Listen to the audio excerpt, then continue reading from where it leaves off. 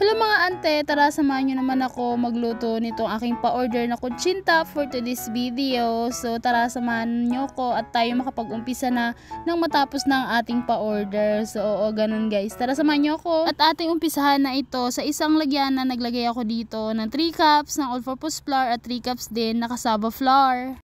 At sa isang lagyanan naman, maglagay tayo na 6 na tasa ng tubig at 3 tasa din naman ng asukal na pula. So halo-haluin lang natin ito ng maigi, nang matunaw yung asukal natin dun sa pinakatubig natin. At pagkatapos natunaw na natin to ng maayos, ihalo na natin dun sa ating dry ingredients. At dahan-dahan lang natin ibuhos ito sa ating dry ingredients. At pagkatapos nito, pag nag-create ito ng bula, okay lang yan at pwede naman natin tanggalan yan ng bula later. Oo, kasi nga bawal nga talagang may bula ito kasi hindi magiging maganda yung ating texture ng ating kutsinta pag ito yung atin na na-steam. Pag gumagawa ako ng kutsinta, ang ginagamit ko lang talaga na asukal dito ay yung brown. First time ko itong gamitin na negra na asukal. Ang ganda pala ng kinalabasan ng aking kutsinta. Kung alam ko lang, noon ko pa to ginamit.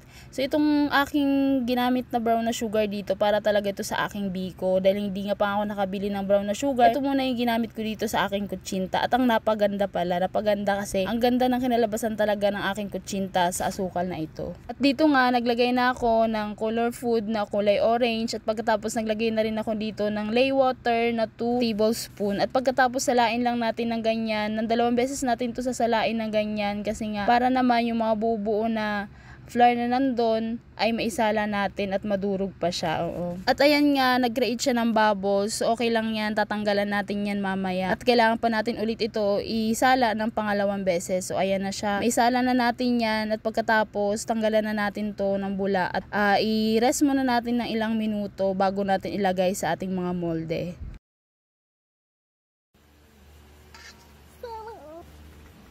Kakaroon ulit yun.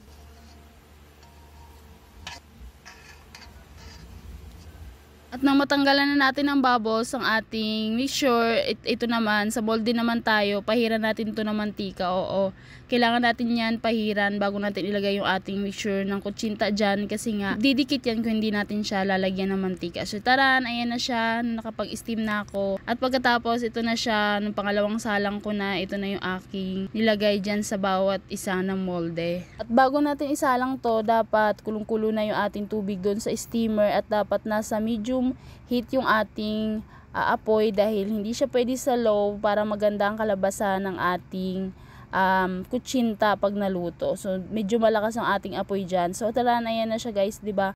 Ang ganda kinalabasan ng ating kulay ng kutsinta dahil dun sa asukal. So ayan na siya, pang ilang luto na yan, ilang salang na yan sa ating steamer. So ayan na siya guys. So gustong gusto ko talaga yung kulay niya. Ang ganda talaga ng kinalabasan dun sa negrang asukal na nilagay ko dyan. So di ba? Gandang-ganda talaga ako sa kulay niya dyan. At ang sarap pa. Ang sarap. Tamang-tama lang yung pagkakunat niya. Yun ang nagustuhan ko din. Kasi as in, naggagawa na talaga ako ng kutsinta. Pero ngayon ko palang nagustuhan yung gantong kulay na kinalabasan. So yun lamang po. I-flex ko lang. Thank you for watching. Bye-bye.